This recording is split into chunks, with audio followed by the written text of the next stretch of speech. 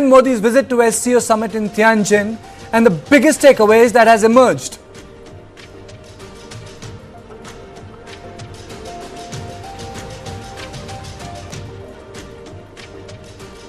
And now let's take a quick look at the headlines.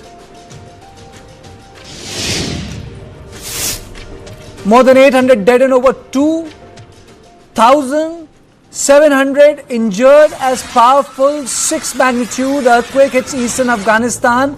India sends relief material.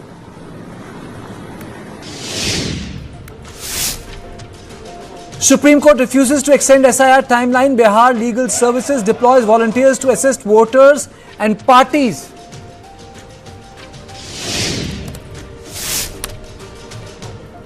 Bombay High Court slams Manoj Jarange Patil over Maratha quota protest, says protesters must vacate streets by September 2nd. BJP hits out at Rahul Gandhi over hydrogen bomb remarks, says Rahul is demeaning himself as the leader of opposition.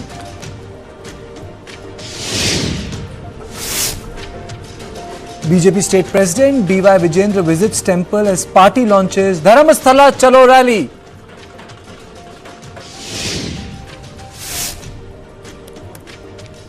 Indian Army's Eastern Command dismantles TMC Dharna stage at Gandhi Murti, calling it army land. TMC claims lack of prior notice by army.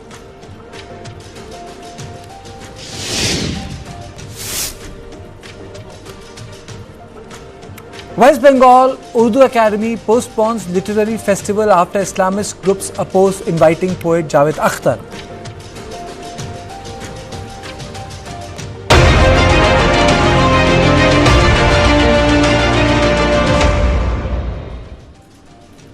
One of the defining images of the Shanghai Cooperation Organization Summit in Tianjin is Prime Minister Narendra Modi's warm engagement with Vladimir Putin and Xi Jinping. This comes in wake of tariff levied on India by Trump administration. So the question is, what this round of diplomacy has led to? Is this a big reset between India and China, or a tactical rearrangement necessitated by Trump's action? Has America lost a valuable ally in India? Will Russia-India ties deepen further? We will discuss all this, but for our viewers, we have divided the on point in 4 parts. The first part will deal with India-China ties reset. The second part will deal with border issue and China's proximity with Pakistan. The third part will deal with India's trade imbalance with China and sensitivity. Prime Minister Modi noted there is peace and stability along the border following last year's disengagement process. He said, India and China both pursue strategic autonomy and their relations should not be seen through a third country lens. Both sides reached an understanding that their principal priorities lie in domestic development. Modi and Xi agreed that the vast population of both nations, together comprising 2.8 billion people, stand to gain far more from cooperation than from confrontation. Emphasizing that terrorism is a universal threat, Prime Minister Modi warned against selective approaches. Both sides agreed to resume direct flights and the Kailash Mansarovar Yatra. During the engagement, President Xi Jinping laid out principles to guide future relations. These include deepening strategic communication to strengthen mutual trust, expanding bilateral exchanges and collaboration, and respecting each other's core concerns while enhancing multilateral coordination. China and India are 2 of the most civilizational countries. We are the world's 2 most populous countries and part of the global south. It is vital to be friends, a good neighbor, and dragon and elephant to come together, quote unquote, she said. She also called for safeguarding the UN-centered international system and rejecting bloc confrontation and bullying practices. SCO strongly condemned the Pahalgam terror attack and concurred with India's position that double standards in the fight against terrorism are unacceptable. सुरक्षा, शांति और स्थिरता किसी भी देश के विकास का आधार है, किंतु इस मार्ग में आतंकवाद, अलगाववाद और अतिवाद बड़ी चुनौतियां हैं। आतंकवाद सिर्फ किसी देश की सुरक्षा ही नहीं, बल्कि पूरी मानवता के लिए एक साझा चुनौती है। कोई देश, कोई समाज, कोई नागरिक अपने आप को इससे सुरक्षित नहीं समझ सकता। इसलिए आतंकवाद से लड़ाई में भारत ने एकजुटता पर बल दिया। इसमें एससीओ लेट्स की बहुत महत्वपूर्ण भूमिका रही। इस वर्ष भारत ने जॉइंट इंफॉर्मेशन ऑपरेशन को लीड करते हुए अल कायदा और इससे जुड़े आतंकी संगठनों से लड़ने का इनिशिएटिव किया। हमने रेडिकलाइजेशन के विरुद्ध समन्वय बढ़ाने और मिलकर कदम उठाने का भी प्रस्ताव रखा। टेरर फाइनेंसिंग के खिलाफ आवाज उठाई। इसमें मेरे समर्थन के लिए मैं आभार व्यक्त करता हूं। Fourth, we uphold fairness and justice, promote a correct understanding of World War II history, and oppose Cold War thinking, block confrontation, and acts of bullying. We safeguard the international system with the United Nations at its core, support the multilateral trading system centered on the World Trade Organization. We should advocate for equal and orderly multipolarization of the world, inclusive economic globalization, and promote the construction of a more just and equitable global governance system. We should work to build a more just and reasonable global governance system. So the big question is that has anything changed on ground? On this, I'm joined by Ambassador Veena Sikri, Professor Swaran Singh from JNU, and my colleague Manish, who joins me straight from Tianjin, who has covered the SCO Summit. A warm welcome to all of you from on point, and Manish, especially to you for joining me from Tianjin. My question to you is your ground assessment. You are there, reported the event. Your thoughts? बिल्कुल अपनी बात मैं ठीक से रख सकूं इसके लिए मैं हिंदी में ही कहना चाहूंगा कि देखिए कुल मिलाकर एक नई हवा बह रही है। देखते हैं कि ये कितना लंबा चलता है। मतलब जैसे अक्सर हम कहते हैं कि रूस और चीन का जो संबंध है वो मैरिज ऑफ कन्वीनियंस का है, तो भारत और चीन को के संबंध को आप किसी मैरिज से या लिव इन रिलेशनशिप से अभी डिफाइन मत करिए, लेकिन हाँ आप कोर्टशिप कह सकते हैं कि ये लोग देखना चाहते हैं कि चलिए किस तरीके से हम साथ रह सकते हैं। ऐसा नहीं है कि इन्होंने पहले कोशिश नहीं की थी। 2014 से 2020 के दरमियान, यानी कि प्रधानमंत्री नरेंद्र मोदी के सरकार में आने के बाद से प्रधानमंत्री मोदी और प्रेसिडेंट जिनपिंग के बीच कुल मिलाकर 18 मीटिंग हुई थी, बायलैटरल और मल्टीलैटरल मिलाकर। लेकिन उसके बाद क्या हुआ? उसके बाद गलवान हो गया, फिर 5 साल की तनातनी हुई और फिर कजान में हम मिले और अब दोबारा यहाँ पर मिले हैं। तो एक काफी गर्मजोशी है और तियानजिन में मैं कह सकता हूं कि भले ही एससीओ समिट में 20 देश के नेता आए, लेकिन सोच टॉपर के तौर पर प्रधानमंत्री मोदी थे और ये बात चीनी लोग भी मान रहे थे।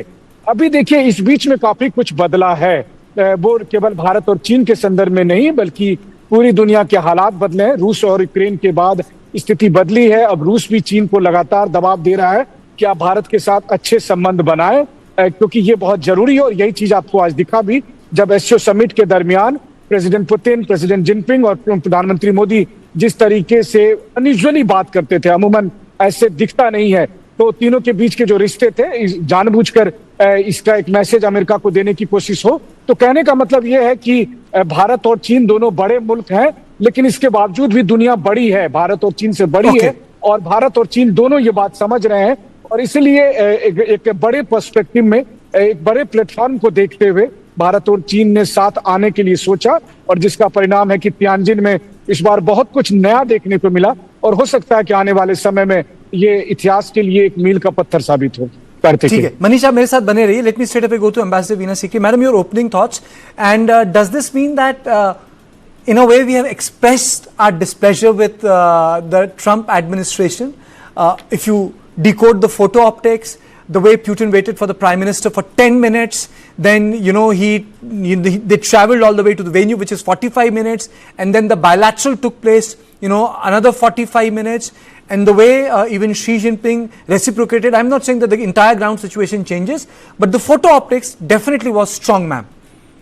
Yes, absolutely. I think you're right that the principal conclusion is on India adhering to its policy of strategic autonomy, and this doesn't mean that foreign policy is a zero-sum game. So if we are developing relations with China and with Russia, it doesn't mean that this is at the cost of America. But if the tariffs issue that Trump has brought in so recently and is putting in the extra 25% on India for buying Russian oil, India is certainly free to express its views on that, and we have done so. We have called it unfair, unreasonable, and unjustified. Now, coming to the India-China relationship, I think I would not link it directly with the tariffs at all, because the real breakthrough came last year in October 2024 when Prime Minister Modi and President Xi Jinping met in Kazan on the sidelines in Russia, on the sidelines of the BRICS summit. And at that time, India has always told China that peace and tranquility at the border is a prerequisite for developing relationship between India and China. And in fact, that peace and tranquility had existed before 2020 because of previous agreements that we have with China. Now, when China decided to break those agreements and attacked in Galwan, that led to a serious dip, nosedive of the India-China relationship. But I think China too has now recognized the importance of having a good relationship with India, and the breakthrough which came last year is now being built upon. It was built upon when Foreign Minister Wang Yi came to India about 2 weeks ago, and there were important meetings, and then again the peace and tranquility at the border was emphasized, and based on last year's agreement, the disengagement has started, and we hope it will continue. And if the peace and tranquility at the border remains, certainly trade and other issues will come up. The Kailash Mansarovar. I'll come to that, madam, because that's part of our second point. Professor Swaran Singh, has this strengthened SCO? There is definitely, Karthikeya, new energy in this whole Shanghai Cooperation Organization as a group. Partly because this was being hosted by China, which is very good in orchestrating and sort of managing events of mega nature. But partly also the fact that President Putin's tariff hikes against all of these countries that together form the Shanghai Cooperation Organization, 10 member states, 14 dialogue partners, and 2 observers, all of them have been subject to Trump's tariffs. So that kind of combined them together. And as far as to your question, whether this was a projection which could be read as anti-Western, I said Trump, not West. I chose the word Trump, sir. Okay, if it was trying to send a message to President Trump, I think then the host, China, definitely maybe was seen pushing things in that direction. President Xi's speech talking about rejecting the bullying or the Cold War dynamics and saying that we need to bring global South along and, build SCO as a counterbalance to Western dominance, as he would like to put it, even if you're limiting it to President Trump. And to some extent, President Putin also seems to work along with that line and propose specific areas for financial autonomy, primarily in terms of SCO's investment bank and so on which again, so between President Putin and Xi, there was a greater understanding to project that anti-President Trump front here. But I think India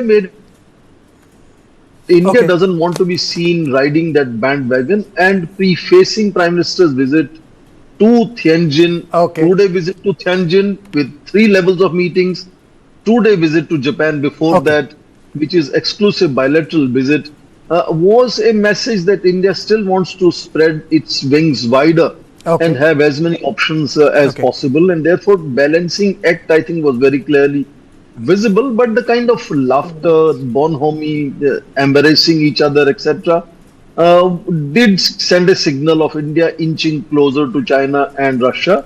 Now, many Western media people will read it in terms of perhaps as Modi's signal to President Trump, but I don't think India is trying to signal President Trump. Sir, one thing I have understood in reporting, what he's doing.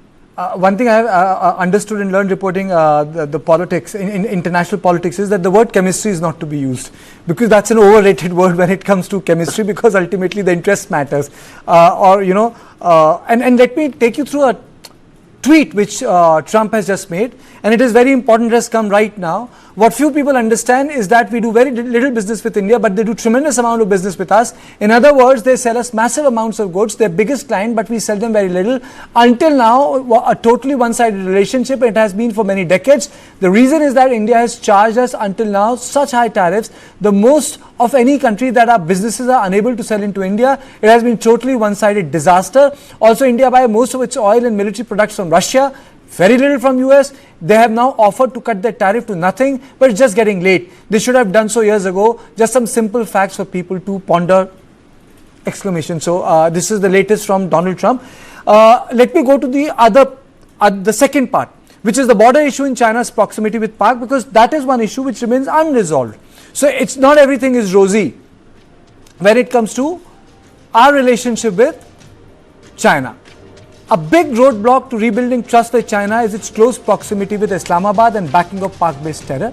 This was evident during Operation Sindhu, when China provided real-time inputs to Pakistan. Report from SIPRI says China supplied 81% of Pakistan's arms imports from 2020 to 2024. For sure, even the Tianjin declaration also condemned terrorist attack on Zafar Express in Khuzdar in Pakistan. On top of it, the Indo-China border remains unresolved despite initiative to discuss modalities for de-escalation along LAC to set up new mechanisms to avoid mishap in the future. So these are the issues on plate. I am also joined by Professor Shrikant Kondapalli. Thank you so much, sir, for joining me. And Rami Niranjan Desai from India Foundation. Thank you so much, Rami, for making time last minute. So Professor Shrikant Kondapalli, sir, my question to you is, how should we look at this? How should we look at the takeaway of the summit, sir? The broad takeaway. Now, Prime Minister is going to be back in a few hours. Apart from the optics, in the substantive way, what have we achieved, sir? I think the joint statement mentioned about Pahalgaon is a partial success to Indian diplomacy, because previous SCO summits were not able to do anything concrete for India. Remember Prime Minister Modi speaking at Qingdao meeting in 2018. He mentioned about the connectivity issues should not ignore sovereignty aspects. Basically, he meant CPEC projects. Secondly, there was the terrorism issue that has also been ignored by the previous SCO summit meetings. I mean, there was a bland statement regarding the all forms of terrorism to be addressed, etc. But here you have a specific mention about Pahalgaon, which resulted in the India-Pakistan conflict and other follow-up actions. The Chinese side supported Pakistan very explicitly. Mr. Wang Yi's statement in relation to the protection of Pakistan's sovereignty and territorial integrity, and some kind of, investigation into the matter as the Chinese requested the Indian side. So this statement is different from the previous ones. So that is number one. Number two, there is also the Prime Minister's mention about the connectivity issues. He mentioned the security, connectivity, and cooperation for the SCO. So that is a rephrasing, and he also mentioned about reform, perform, transform for the SCO, and the bottom-up approach that he suggested. Instead of the top-down approach, the most of the SCO states which are authoritarian in nature, post-Soviet. So Prime Minister Modi was introducing a kind of democratic element within the SCO. And he suggested that this could lead to a new chapter in the SCO functioning. So I think that was a different view. Of course, that has not been adopted, but in the final resolution, the joint statement. But the important thing is that Prime Minister was flagging a different texture altogether for the SCO. So a bottom-up approach like the startups, innovation, Buddhist circuit, the other things that when India was the leader of the SCO a couple of years ago when virtual meeting was held, these were mentioned, and so this is a reiteration of that position. SCO has not accepted these as yet, but it takes time for the SCO to adopt, as we saw the Pahalgam mentioning in the joint statement for the first time. Rami, when we talk about India, China, it also has to deal with expectation management. One shouldn't be expecting too much from this relationship between two civilizational states. But on ground, nothing changes. If you recall, 45 days or 60 days ago, when the press briefing took place, one of the senior army generals said, we were not fighting Pakistan. We were fighting Turkey and China. And he said this on record. And that reality does not change. Absolutely, Karthikeya. Good evening, first of all. I think you're absolutely right there. We should see the meeting SCO for what it is, especially now that we are focusing on it in the light of the US tariffs. That's one of the reasons that it's garnered the kind of attention that it has, because there's speculation that, is India moving towards China? Are there going to be, is SCO going to limit itself to a organization, or is it positioning itself as a larger organization? Is there messaging to the US? Sure, I take all of that. I take all of these notes that, there has been messaging to the US. I think, there is a certain thawing of relations. I think that, the kind of bonhomie that we saw with Prime Minister Modi and President Putin, or the Chinese premier, sends these subtle messages, including his Prime Minister Modi's travel with President Putin in the car, where he tweeted that, there were important discussions that took place. So I think all of this gives subtle messaging, which is why we are so interested in looking at this event. But if you remember, it was only a few months ago in the defense ministers meeting that India refused to sign the statement because, it seemed like they were being more biased towards Pakistan. So I think this entire Pakistan relationship, as well as our border areas, will always be a point of focus for us. I think that is where we need to build bridges. We need to have stronger relations when it comes to trade, economy. I think US is our largest bilateral partner. I think that cannot be ignored. I really do think the US tariff situation is temporary. They will have to thaw whatever President Trump says. It will, experts say that it will affect the economy as well. So, for that matter, there's probably negotiating tactics, so on and so forth, which will come to an end at some point.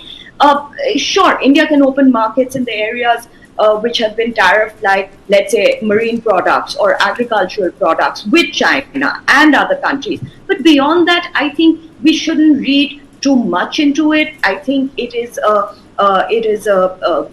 great thawing of relations. But, time will tell how far these relations can go for us. So I think we have to approach these movements that we are seeing now with some amount of measured enthusiasm, if I may say so. Okay. Manish, आप Tianjin में, वहाँ से आपने लगातार इसको cover किया, तो आपका भी असेसमेंट चाहिए जो हमारे स्पेशलिस्ट हैं स्टूडियो में जो कह रहे हैं। बिल्कुल, देखिए, कुल मिलाकर हम सब इसी बात पर चर्चा कर भी रहे हैं, लेकिन इसमें कुछ चीजें मैं जोड़ना चाहता हूं कि देखिए, इसमें कोई दो राय नहीं कि टैरिफ विवाद से बहुत पहले ही इंडिया और चाइना के रिलेशनशिप को बेहतर कराने की कोशिश शुरू हो गई थी, जब पिछले साल अक्टूबर में कजान में दोनों नेता मिले थे, और तब तो ट्रंप व्हाइट हाउस की बजाय जेल जाने की तैयारी कर रहे थे। लेकिन जब वो राष्ट्रपति बने ट्रंप, और उसके बाद से टैरिफ का मामला उठा, मुझे लगता है कि अगर ये टैरिफ का इशू नहीं होता तो भी एससीओ समिट में भाग लेने के लिए जब प्रधानमंत्री मोदी आते, लेकिन उस वक्त जो फोकस होता वो फोकस होता इंडिया और चाइना के बीच बायलैटरल रिलेशनशिप। लेकिन इस बार जो फोकस था वो एक अलग फोकस था, वो बायलैटरल से थोड़ा बड़ा मामला हो गया था और वो एक तरह की ग्लोबल पोजिशनिंग थी। और यहाँ रहकर जो मैंने देखा, साफ तौर पर ये दिख रहा था कि किस तरह से प्रेसिडेंट पुतिन और प्रेसिडेंट जिनपिंग इस मौके का इंतजार कर रहे थे कि भारत के प्रधानमंत्री आएंगे और उनको अपने साथ एक मंच पर इस तरीके से दिखाया जाए कि वो एक बड़ा मैसेज यूएस को या फिर वेस्ट को जाए कि देखिए इंडिया भी हमारे साथ खड़ा है। देखिए ये बात सही है कि पिछले साढ़े तीन साल के जंग में अमेरिका और 30 कंट्री ने मिलकर भी रूस को वो नहीं हरा पाए, लेकिन इसके बाद भी रूस को लगा कि हमें चीन का साथ चाहिए और रूस और चीन बेहद करीब आए। लेकिन तब भी उन्हें लगा कि हमें अगर और मजबूत बनना है तो हमें अमेरिका का साथ चाहिए होगा। और फिर वो कहते हैं, हिंदी में कहावत है कि बिल्ली के भाग्य से छीका टूटा। तो प्रेसिडेंट ट्रंप ने कुछ ऐसे मनमाने फैसले लिए जिसकी वजह से भारतीय जनमानस में भी गुस्सा आया और भारत की सरकार जब यहाँ पर आई तो एक माहौल सा बन गया। तो मुझे लगता है कि इस वक्त ऐसा नहीं है कि हम सब बढ़ा चढ़ा कर कह रहे हैं, ये बात सही है कि एक बड़ा मैसेज अमेरिका को गया है और उसके बाद तुरंत डैमेज कंट्रोल की कोशिश हुई है। अभी कुछ देर पहले आपने भी देखा होगा कि जो यूएस एम्बेसी है भारत में, उन्होंने भी एक बयान जारी किया है जिसमें उन्होंने भारत अमेरिका के रिश्ते का विदेश मंत्री मार्को रूबियो के हवाले से एक स्टेटमेंट भी जारी किया है। तो कहने का मतलब है कि थोड़ा बहुत डैमेज कंट्रोल हो रहा है। उनको भी लगा है कि मामला कुछ ज्यादा हाथ से फिसलता जा रहा है। तो आने वाले समय काफी इंटरेस्टिंग है। भारत को भी जो ट्रंप कार्ड खेलना था भारत ने भी खेल लिया। और यहाँ से अगर देखा जाए तो तियानजिन डिक्लेरेशन में अगर कोई एक कंट्री है जिसको सबसे अधिक फायदा मिला तो वो भारत था, क्योंकि ये बड़ी बात है कि पाकिस्तान के खिलाफ स्टेटमेंट आप करवाते हैं और उसमें पाकिस्तान के प्रधानमंत्री का साइन लेकर चले जाते हैं। ये एक बड़ी डिप्लोमेटिक विक्ट्री है, इसको हमें कमतर करके नहीं आंकना चाहिए। लेकिन हाँ, ये भी बात सच है कि हम कैसे भूल सकते हैं कि 3 महीने पहले ऑपरेशन सिंदूर में चीन पाकिस्तान का साथ दे रहा था, तो अचानक जिनपिंग का मन बदल गया होगा, ऐसा नहीं है। तो ऐसा नहीं है कि भारत को इसका पता नहीं है। तो भारत ने भी इस मंच का भरपूर फायदा उठाया और भारत यहाँ से जा रहा है। अब देखिए इसी महीने सितंबर में UNGA होना है, हालांकि अभी तक आधिकारिक तौर पर तय नहीं है, लेकिन कुछ भी हो सकता है। क्या पता अगर प्रधानमंत्री मोदी UNGA जाए और फिर इसी तरह का वो गर्मजोशी प्रेसिडेंट ट्रंप। मनीष आप मेरे साथ बने, मनीष आप मेरे साथ बने रहिए because it's time for a small break. After this small break we will address 2 issues: India's trade imbalance with China and a joint message that has emanated from SCO after Prime Minister Modi's meeting with Vladimir Putin. 2 issues, but after a short break.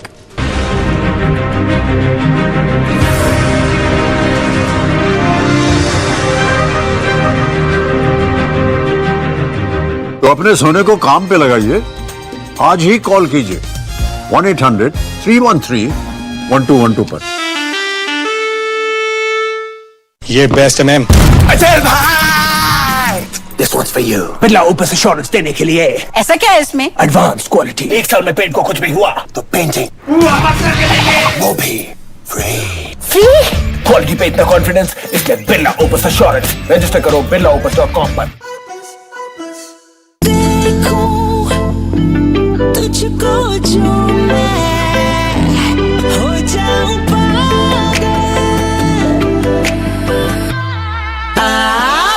Love makes you go the distance. Unlimited Love. The B6 Pack 2 starts at 21.9 lakh.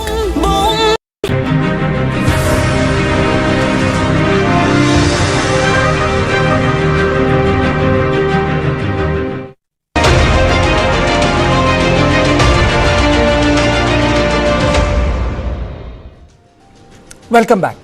Now, China dominates India's import across segments, from pharma and electronics to construction material, renewable energy and the consumer goods. India's import deficit with China is growing. Now, if you look at the larger picture in 2024-25, India's exports stood at 14.25 billion, while imports were 113.5 billion. Trade deficit, or the difference between import and export, stood at 99.2 billion in 2024-25. China's trade deficit accounted for 35% of India's total trade imbalance in the last fiscal year. Now, pressure on foreign exchange reserves, dependence on external suppliers, cheaper import can hurt local manufacturers. It can lead to currency depreciation, pushing cost of imported goods and fueling inflation. Over-reliance on imports reduces incentives for building domestic capacity in key sectors, slowing long-term industrial growth. My question is to Ambassador Sikri, Madam. What is the risk of a closer economic embrace with China? Is it same as doing business with the United States of America, Madam? I think a closer trade relationship with China has to be altered now because the trade deficit of $99 billion is just not sustainable.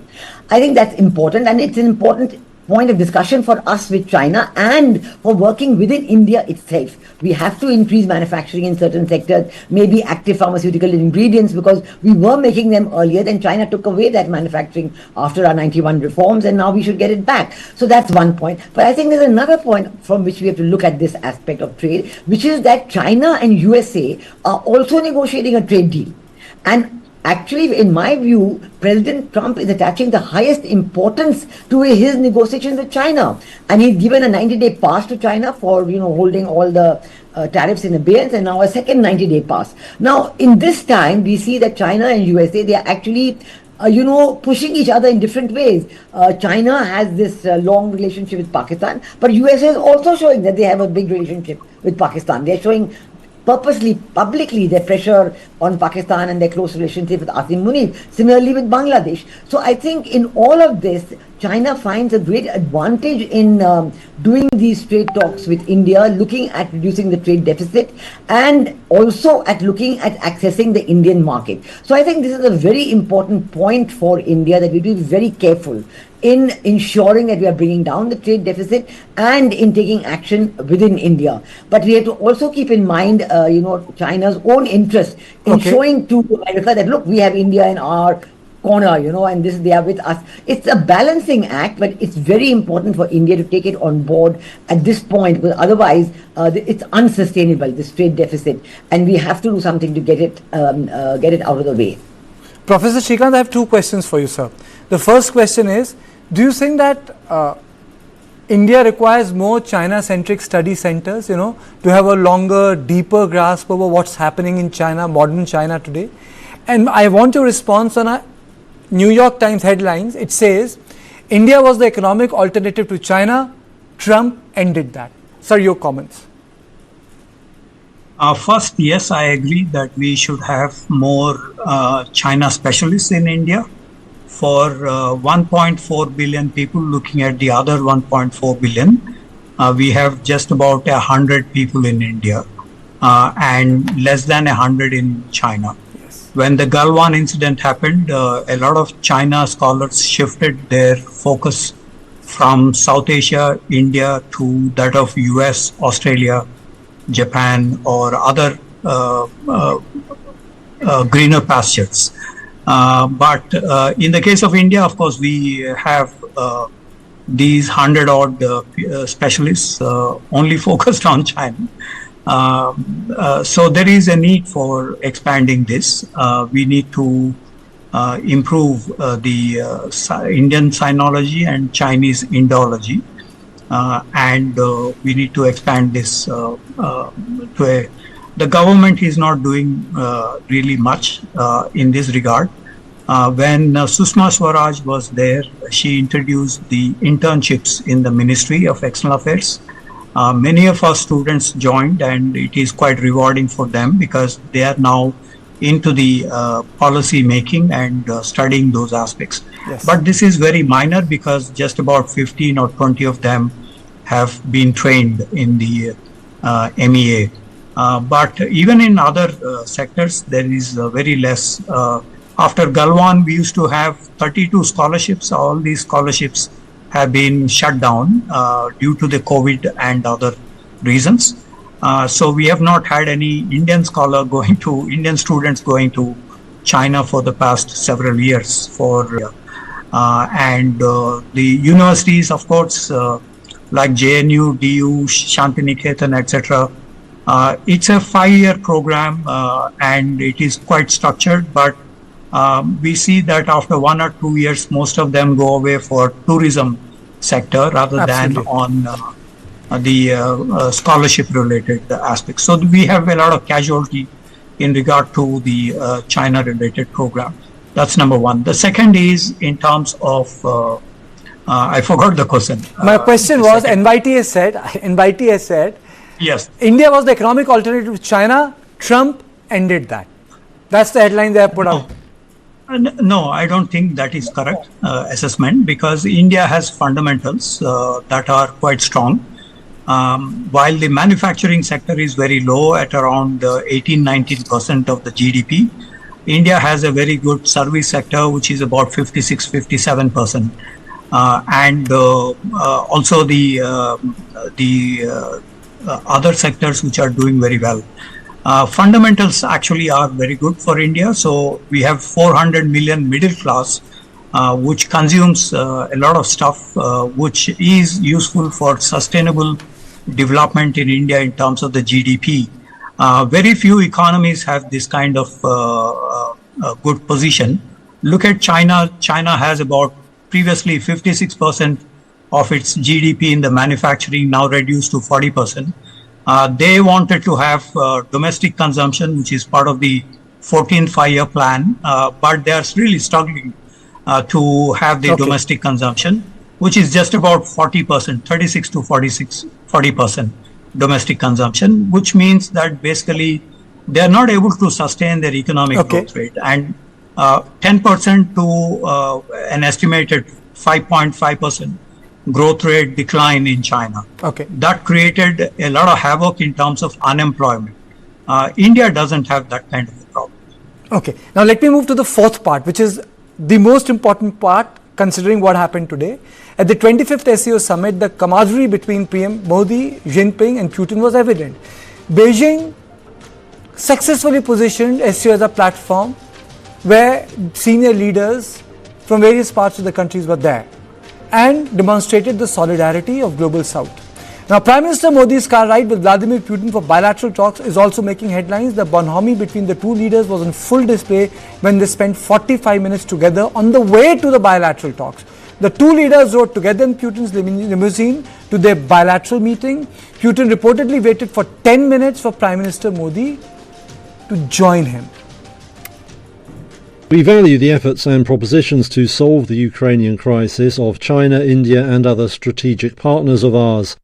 The mutual understanding that was reached at a recent Russia-US summit in Alaska heads the same direction, I hope. It paves the way to peace in Ukraine, I hope. I will inform my colleagues in more detail on the results of talks in Alaska during our bilateral meetings today and tomorrow. So, Professor Swaran Singh, today the headlines were dominated, as yesterday they were dominated by Xi Jinping and Prime Minister Modi. They were dominated by Vladimir Putin and Prime Minister Modi. So one thing is very clear, India is not buckling under any pressure, even if I have to put a question in a rhetorical frame. It's not buckling under any pressure. I mean, the trade continues, the oil trade continues and the relationship deepens. Very clearly, Karthik, it's not just this meeting. India has made it more than amply clear that India's relationship with Russia is a standalone relationship and is not going to change because President Trump doesn't like the way India buys oil from Russia. You gave example of President Putin waiting for 10 minutes, 45 minutes drive and follow-up meeting between them. We also know that President Putin addressed Indian Prime Minister as dear friend and so on. The very first time they met together, the body language, I understand you said chemistry is not to be seen as very significant, but that is symbolism. We understand that doesn't mean all problems solved, but the message they want to send to the wider world, that is what is interesting. And we saw not just now, before and after Alaska summit with President Putin, Trump, President Putin spoke to Indian Prime Minister. And just yesterday, Zelensky called Indian Prime Minister on phone, knowing that Indian Prime Minister is going to meet President Putin today. So in that sense of crossing messaging between the two sides is underlining what is known as very special and privileged relationship between India and Russia. So it is not just contributing in terms of ensuring that some kind of conversation between Ukraine and Russia could potentially become possible.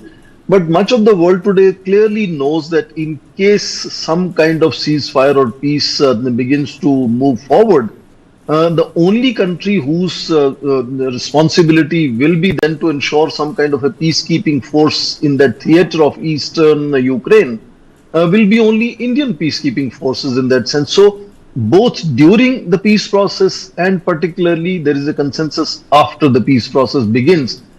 India will be very clearly visible in resolving the Ukraine crisis without, of course, claiming for a Nobel Peace Prize, which is what is making President Trump really miffed with the entire exercise of India not recognizing that. So I think this was reinforcing the reality of India-Russia relationship being one of its kind.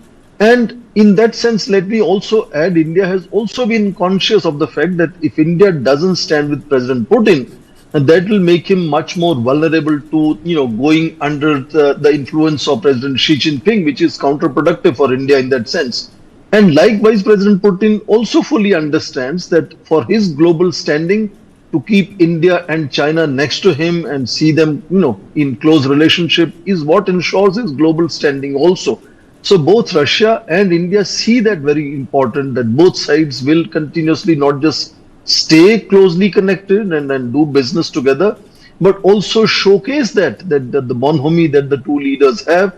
And the fact is very interesting. President Trump is saying he's not coming to India. President Putin's visit to India is confirmed. That again is showcasing India's very different stature today, where India can withstand pressures from President Trump and continue to do business as much as it wants to. And in that sense, India is standing on its feet and saying, this is what I want to do and this is how I'll run my foreign policy. And again, this is something which is very interesting to note, that it seems that President Putin is showcasing enormous respect and sort of significance he attaches to ensuring time with the Indian Prime Minister, who is now a great source. I mean, look at the bilateral trade that once upon a time used to be stuck around $8 to $9 billion, crossed $67 billion, and he definitely needs that money. Absolutely, Rami. It's like that famous 1980s song of "You Two, With or Without You." I think India. That famous song that was done in, if I'm not wrong, in New York, "With or Without You." But the message is very clear: the life goes on for India with or without United States of America. We stand firm. And Europe's war is not India's war.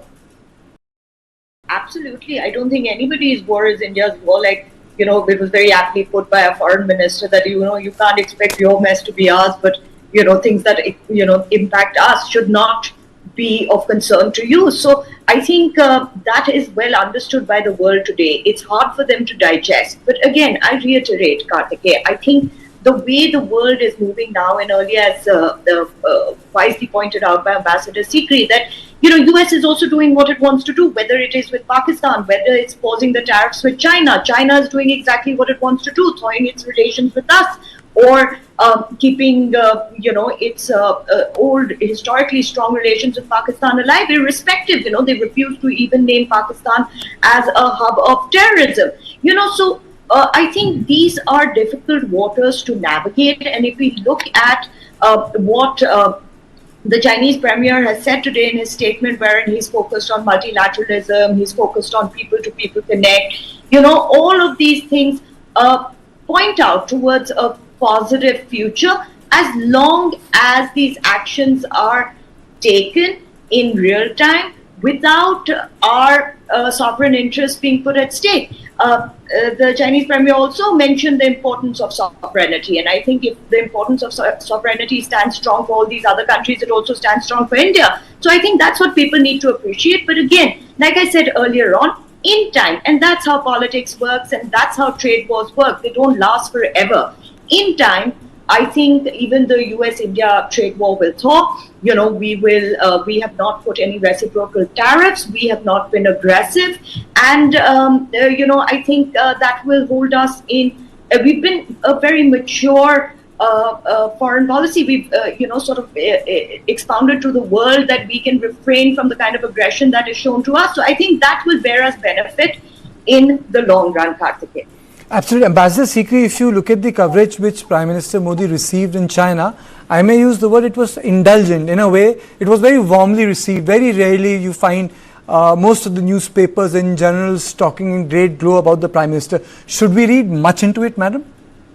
I think we should, and I would say much more than the media coverage, which was, of course, very extensive and good. His meeting with Chai Chi, the standing committee member of the Politburo, and it was very unusual for for Prime Minister to have a meeting in addition to what he had already with President Xi Jinping, to have a second meeting with Shai Chi, who is very much seen as the next rung of leadership in China, and also plays a very, very important role in the Communist Party hierarchy, and as a chief of staff in a way to President Xi Jinping. So the fact that the Chinese hierarchy felt it important that another second rung leadership to talk to our Prime Minister and understand India's objectives and goals and see what they should do. This is a good sign that they are very seriously thinking about how to carry the relationship forward. And our concern, India's concern, that peace and tranquility at the border is paramount. This also they should take on board. So to continue the process of disengagement very seriously, this is what we're looking to do. But I'd also like to draw one attention to what you read out about President Trump's very, what has been as his grumpy comment today, calling the... Yes, grumpy comment. Yes, ma'am. It's a grumpy comment. Yes, calling it a one-sided disaster. I mean, this is absolutely uncalled for, and I think we should very clearly point out that the trade figures between India and China are only one part of the story, because America, for example, sells so much defense equipment to India. And look at the digital companies in India, how much money they're taking out of India every year without getting any tax at all. And just because there was a little debate in the Indian media that India should start charging digital taxes from these companies who are taking all their profits away, President Trump put another tweet saying you dare not do that or else kind of thing. So I think that we have to start presenting a picture of our economic and trade relationship with USA in a much broader perspective, beyond just the trade, the physical exchange of goods, where of course India has a trade surplus, but there are many other aspects, and overall the balance is certainly in America's favor. So I think we need to do that a lot more, and maybe some of our students, some of our researchers in the universities will be able to present this picture very soon, because this, President Trump saying again this is a one-sided disaster is really uncalled for. I don't think it's going to be acceptable to the people of India or to the Ambassador Sikri, before I conclude my conversation, Zelensky called Prime Minister Modi before he left for Shanghai Cooperation meeting. My question to you is, every country has a leverage. It's the leverage which makes things work in international politics. You would know better than others. So what is that leverage when it comes to Ukraine war? China has a leverage in context of rare earth material when it comes to America. So they have a leverage against American tariff. What is our leverage, when Zelensky calls our Prime Minister, says, put in a good work with Putin? And Manish, ये सवाल आपसे भी पूछूंगा, क्योंकि 7-7 महीने आपको Moscow रखा गया था यूक्रेन वॉर के कवरेज के लिए दोनों जगह. आपके पास आऊंगा, जाएगा नहीं. But this is for you, Ambassador Sikri. What is our leverage? I think the leverage, the fact that President Zelensky, all our Prime Minister, shows that India has a role to play. I think this 45-minute conversation between President Putin and Prime Minister Modi one-on-one when they were traveling back for the meeting, it shows that they probably are discussing some form and shape. As Professor Saran Singh said, I think Indian peacekeepers will play a very important role in this. And there has to be, in the interim, even as we talk about a solution on territory, I think Crimea will definitely stay with Russia. There's going to be no change in that. But this Donbass and, the Donetsk region, Luhansk region, Zaporizhia and Kherson, and now the attacks on Odessa port, I think there's going to be something on that. Maybe in Zaporizhia and Kherson there could be a peacekeeping force, and then eventually it could perhaps go back to Ukraine. But so there is going to be some kind of and India seems to have got a much bigger role to play in having President Putin's ear, and President Zelensky, having realized that, is ringing up our Prime Minister to put his point of view, saying, please listen to my interests and please look after these interests as well. We do know, for example, that today, talking about oil purchases from Russia, India is supplying diesel to Ukraine in very large amounts. In fact, India is probably one of the largest suppliers of diesel to Ukraine. This is helping Ukraine fight the war. So I don't know how, America can object to India's purchases of Russian oil. This is a very difficult... That's called Trumponomics. Manish, to you? I'll come to you, Professor Swaran Singh. I'll come to you. Did you raise your hand, Professor? I'll come to you. हाँ, मनीष बोलिए. के युद्ध के साथ इसको जोड़े, मैं आपको एक बात बता दूं. पहली बात तो ये कि भले ही SCO समिट की मेजबानी चीन कर रहा था, लेकिन इसको पूरी तरह से कंट्रोल प्रेसिडेंट पुतिन कर रहे थे इस संदर्भ में कि उन्होंने बहुत अच्छे हद तक इसको डिजाइन किया था। कल रात में जब ग्रुप फोटो के बाद चाहे प्रेसिडेंट सी और प्राइम मिनिस्टर मोदी और पुतिन की मीटिंग हुई, या फिर आज जिस तरीके से समिट के पहले और समिट के बाद आपने देखा, बल्कि जब प्रेसिडेंट पुतिन ने प्राइम मिनिस्टर मोदी को साथ में कार में चलने के लिए कहा, तो मुझे लगता है उस वक्त पुतिन के दिमाग में ये चल रहा था कि अलास्का पार्ट 2 करना है। आपको याद है जब अलास्का में ट्रंप और पुतिन एक साथ एक गाड़ी में गए थे, तो उसी तरह का उन्होंने डिजाइन करने के लिए सोचा था और उन्होंने प्राइम मिनिस्टर मोदी को एक मैसेज दिया कि क्या हम साथ में गाड़ी में चल सकते हैं, और इसीलिए थोड़ा लेट हुआ प्राइम मिनिस्टर मोदी को आने में और पुतिन उनका वेट कर रहे थे। देखिए, दूसरी बात यह है कि जेलेंस्की ने प्राइम मिनिस्टर मोदी को कॉल किया था क्योंकि उन्हें पता है कि पुतिन अगर किसी की सुनते हैं तो बहुत कम लीडर ऐसे हैं, फिर वो केवल प्राइम मिनिस्टर मोदी हैं, प्रेसिडेंट जिनपिंग है, या फिर थोड़ा बहुत अगर आप कह सकते हैं तो लुकाशेंको हैं और विक्टर ओरबान है। यही 3-4-5 लीडर है जो उनके साथ इस तरह की बातें कर सकते हैं। और यही वजह थी कि जब इंडिया और रशिया की बायलैटरल मीटिंग आज हो रही थी तो उसमें जानबूझकर प्राइम मिनिस्टर मोदी ने रूस यूक्रेन युद्ध को खत्म करने की और अस्थायी समाधान की बात की, जिसके जवाब में प्रेसिडेंट पुतिन ने कहा कि हाँ, हम चाह रहे हैं कि जल्दी से जल्दी हम खत्म हो। एक बात मैं कह दूं कि जहां तक ताल्लुक ये है कि रशिया यूक्रेन युद्ध में कोई पीस कीपिंग फोर्स आएगी, तो देखिए जो 3 साल और खास करके साल भर से ज्यादा डोनबास के ज्यादातर इलाकों में रहने के बाद मैं आपको बता सकता हूं कि किसी भी अमेरिकन, किसी भी यूरोपियन बूट्स को रशियन एक्सेप्ट नहीं करने जा रहे हैं। तो ऐसा कोई पीस कीपिंग फोर्स वहां पर होने नहीं रहा है, भले ही युद्ध कंटिन्यू रहे। तो ऐसी स्थिति में होगा क्या? तो ऐसी स्थिति में होगा यही कि मुझे जितनी समझ में आ रही है कि पुतिन और मोदी दोनों ये बात समझते हैं कि अमेरिका में ट्रंप बाकी अमेरिकी लोगों की तुलना में कम, अगर आप कहें तो नुकसानदायक हैं, और इसीलिए ट्रंप के साथ डायलॉग कंटिन्यू रहेगा। तो एक आखिरी बात जो मैं यहाँ से जोड़ूंगा तियानजिन से, जो मुझे समझ में आती है कि बहुत जल्दी आपको थोड़ा बहुत चेंज समझ में दिखेगा। अभी यहाँ पर ट्रंप के साथ हो सकता है कि इंडिया के डायलॉग आपको दिखाई दे जिसमें पुतिन के ऑफिस का भी इस्तेमाल हो। और वहीं दूसरी तरफ एक और बात है कि जो अमेरिका की जिद है कि रूस भारत से तेल ना खरीदे, तो वहां पर एक छोटी सी एंट्री आप अमेरिकन कंपनी की देखेंगे। अभी तक केवल इंडियन कंपनी की आप कहें तो एक मोनोपोली या हेजीमनी रही है यूरोपियन मार्केट में एक्सेस करने को लेकर। वहां I think you have summed it, Manish, you have summed it up very well. It's all about money, honey. There's a very old saying. So it's all about money at the end of it. Professor Singh. Very quickly, I think India may not be the most powerful to intervene and resolve Ukraine war, but India definitely can be most agreeable. I am carefully using the words. You notice that European nations or United States have tried to solve things, but they are clearly seen backing Ukraine, and Russia is not very comfortable with them.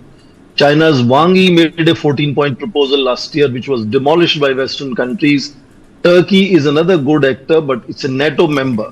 So you notice that Zelensky wants to come to New Delhi and President Putin is coming to New Delhi. So both Zelensky and Putin think they can speak to Indian Prime Minister. And I think that makes India's position unique in that sense of becoming relatively more agreeable to the parties to the conflict. And I again want to repeat, India may not be the most powerful, but is definitely increasingly becoming more agreeable party to influence the outcomes of Ukraine war, whichever way it comes out. Okay, Rami, very quickly to your closing comment from you. Rami. Kartikeya, I really think this is a wait and watch game. I think, yes, the messaging has been good. The platform has been used for what, India needed to use it for at this point.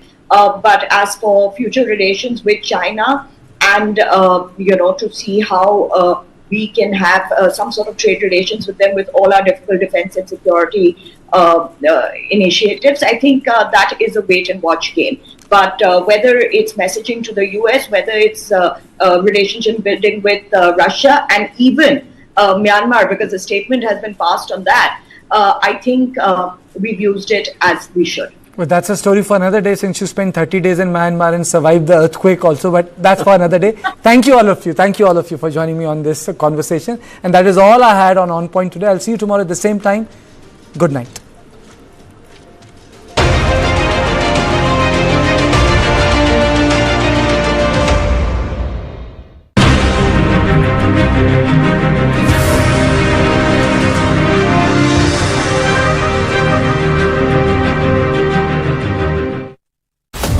Pain reliever aerosol स्प्रेस में है, दवा के साथ हवा, मगर Dynapar QPS plus में है सिर्फ दवा ही दवा। इसलिए डायनापार QPS प्लस चले ज्यादा। डायनापार QPS प्लस सिर्फ 91 रुपए में, लगा के देखो मान जाओगे।